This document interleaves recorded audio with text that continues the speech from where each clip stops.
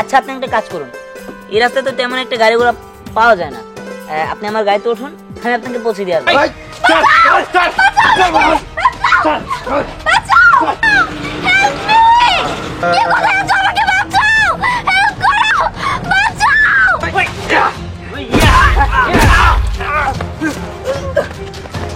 তখন সে এসে আমাকে বাঁচিয়েছে। বিহান তো অনেক আগে থেকে সাহসী।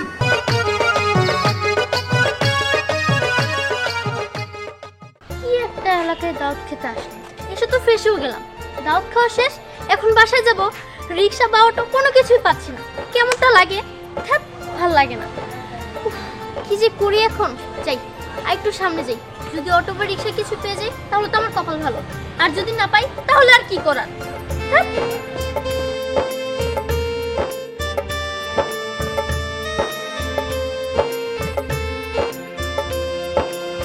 কি ম্যাডাম, কোথায় যাচ্ছেন? আসলে আমি এই এলাকায় দাওয়াত খেতে এসেছিলাম, কিন্তু দাওয়াত খেতে এসে ফেসে গেছি। এখন আর রিক্সা বা অটো কিছুই পাচ্ছি না, তাই রিক্সা অটো খুঁজছি আর কি। আর যদি না খুঁজে পাই তাহলে হেঁটে হেঁটে বাড়ি চলে যাব। আপনার বাসা কোথায়? করটিয়া। কি বলেন, আপনি এখান থেকে হেঁটে হেঁটে করটিয়া যাবেন? এখান থেকে তো তাও 4-5 কিলো। আচ্ছা, আপনি একটা কাজ করুন, এই রাস্তায় তো তেমন একটা গাড়ি ঘোড়া পাওয়া যায় না, আপনি আমার গাড়িতে উঠুন, আমি আপনাকে পৌঁছে দিয়ে আসবো। আরে না না, আমি আপনার বাইকে কিভাবে উঠবো? আমি আপনাকে চিনি না, যাই না। আপনি তো অটোওয়ালা কেউ চিনেন না, তাহলে একটা অচেনা অটোওয়ালার গাড়িতে কিভাবে ওঠেন? দেখুন, অটোওয়ালা আর আপনার ভিতরে অনেক তফাৎ আছে। আর তাছাড়া আমার ফ্যামিলির কেউ যদি দেখে ফেলে আমি আপনার বাইকের পিছে উঠে ঘুরছি, তাহলে ওনারা অনেক সন্দেহ করবে, এ নিয়ে অনেক কথা হবে। আমি চাই। আচ্ছা, যাই হোক, আপনাকে আমার বাইকের পিছনে উঠতে হবে না। আপনি একটা কাজ করতে পারেন, আমার কাছে স্কেটিং শু আছে, যেগুলো পরে আপনি তাড়াতাড়ি যেতে পারবেন। সরি, আমি স্কেটিং শু চালাতে পারি না, আমার দরকার নেই, আমি হেঁটে হেঁটে যেতে পারবো। আর আমাকে এগুলো বলার জন্য আপনাকে ধন্যবাদ।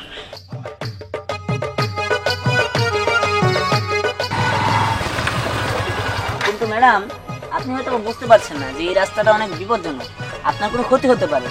দেখুন, এই রাস্তা বিপজ্জনক নাকি তা আমি জানি না, তবে এই মুহূর্তে আমার আপনাকে বিপজ্জনক মনে হচ্ছে। প্লিজ আপনি আমার পিছু পিছু আসবেন না, আমি আসি।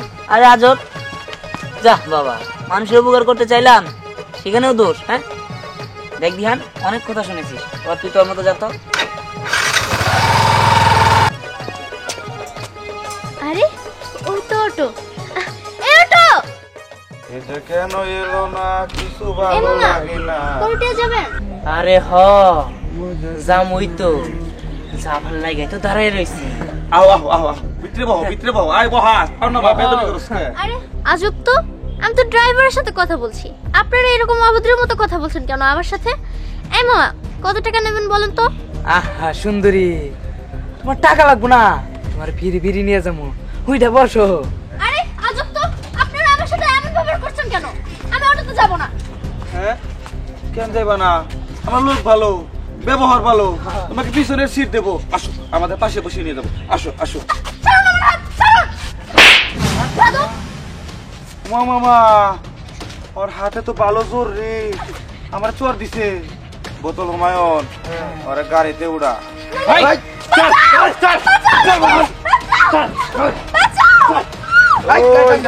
গাড়ি চালা।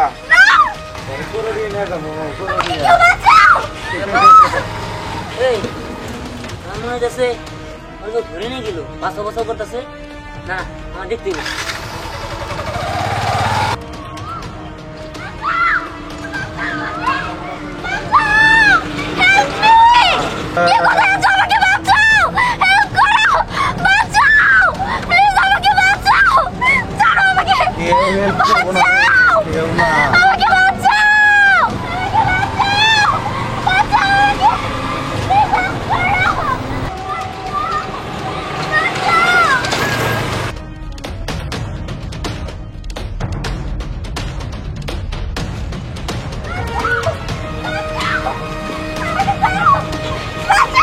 ছাড়বো না করে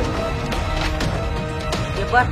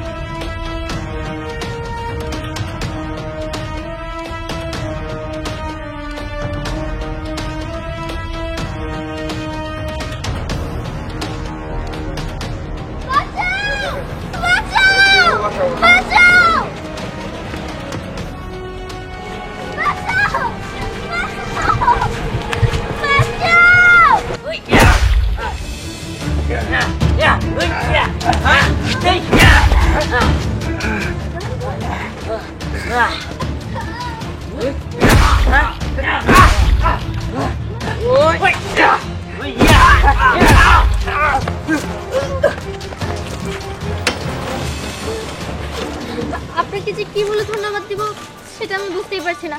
আসলে আমি আপনাকে ভুল বুঝেছিলাম, আমি আপনাকে বিশ্বাস করতে পারিনি। আপনি আমাকে মাফ করে দিন। ঠিক আছে ঠিক আছে, মাপ চাইতে হবে না। আপনি চলুন আমার সাথে, আসুন।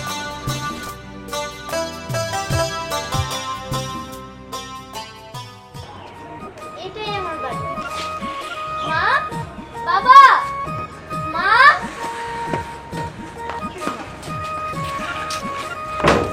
আসসালামু আলাইকুম। ওয়ালাইকুম আসসালাম। বাবা জানো, আজকে যদি উনি না থাকতো তাহলে আমার যে কি হতো আমি নিজেও জানি না। তার কারণ কিছু দুষ্ট লোকজন আমাকে ধরে নিয়ে যেতে নিয়েছিল, তখন সে এসে আমাকে বাঁচিয়েছে। দিহান তো অনেক আগে থেকে সাহসী। কি ব্যাপার বাবা, তুমি ওনার নাম জানলে কিভাবে? তুমি কি ওনাকে চিনো? হ্যাঁ, অবশ্যই চিনি। দিহান আমার বন্ধুর ছেলে। বুলবুল, দোস্ত বুলবুল। এই তো আইসা বলছি। আসসালামু আলাইকুম আঙ্কেল। ওয়ালাইকুম আসসালাম। স্নেহামা, তুমি তো আমাকে অনেকবার দেখেছো, কিন্তু আমার ছেলে দিহানকে তো তুমি দেখোনি। তাই দিহানকে পাঠিয়েছিলাম তোমাকে আনার জন্য।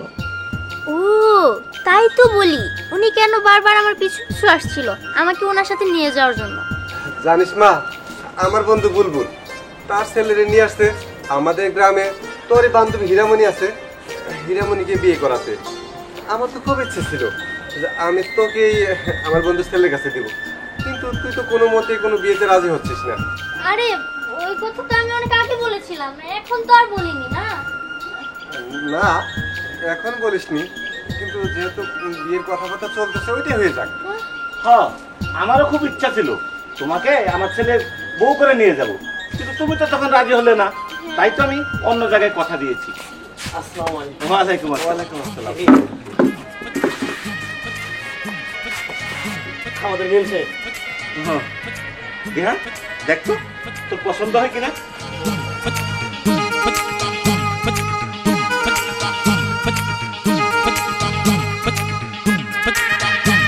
বাবা, তোমার পছন্দ আছে, মেয়ে তো বাড়ি মিষ্টি, আমার পছন্দ হয়েছে বাবা।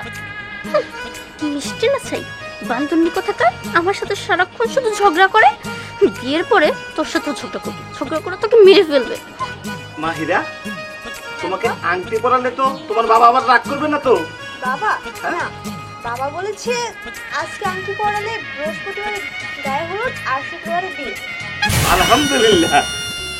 বাবা, কিন্তু আমার তো এতদের সহ্য হচ্ছে না, আমার মনে হচ্ছে আমি এখনই নিয়ে যাই। আরে তুই কি পাগল নাকি? মেয়ে দেখলে আর পছন্দ হয়ে গেল? মেয়ে কেমন সেটা জানি না। আরে ও তো একটা আস্ত ডাইনি, বিয়ের পরে তোকে চাবিয়ে চাবিয়ে খেয়ে ফেলবে। ওকে বিয়ে করিস না। তাহলে তো আর কোনো কথাই নাই। এই তোমরা যাও, কাজে ডেকে নিয়ে আসো। ঠিক আছে, চল। আমি যদি আগে জানতাম জীবনের সাথে তোমরা আমার বিয়ে ঠিক করেছো, তাহলে কি আমি আর না করতাম নাকি? মামনি, তুমি কিছু বলছো? না না আঙ্কেল, আমি কি বলবো? এই বিয়েতে তো তোমার কোনো অমত নাই। হ্যাঁ হ্যাঁ আছে তো। না না মানে থাকবে কেন, আমার বান্ধবীর সাথে বিয়ে দিচ্ছে। বলছিলাম কি, খোঁজ খবর নিয়ে তারপরে বিয়ে দিলে হতো না? কেন মা, মেয়ে ভালো না? ভালো বলতে আসলে ও একটা ডাইনি। ওর সাথে বিয়ে দিলে আপনার ছেলের জীবনটা বরবাদ হয়ে যাবে। বিয়েটা ভেঙে দিন, তাহলে খুব ভালো হবে। তাহলে তুমি আমার ছেলেকে বিয়ে করে ফেলো। আরে আমি কি না করেছি নাকি? আমি তো রাজি আছি।